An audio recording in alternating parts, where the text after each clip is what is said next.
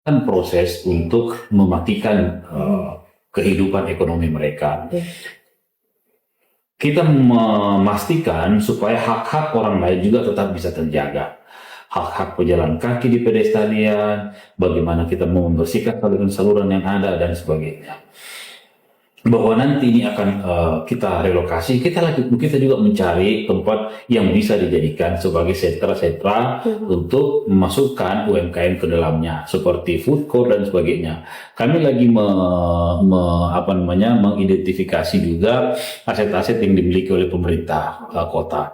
Bahkan ke depan skema yang akan dilakukan juga pemerintah kota akan berusaha untuk mengadakan pengadaan lahan untuk tempat itu. Tapi persoalannya yang sekarang harus kita maksimalkan adalah bagaimana pelanggaran-pelanggaran yang terjadi yang ada di badan jalan, yang ada di pedestrian ini tidak ada dulu, baru sambil kita menata dengan baik ke depannya.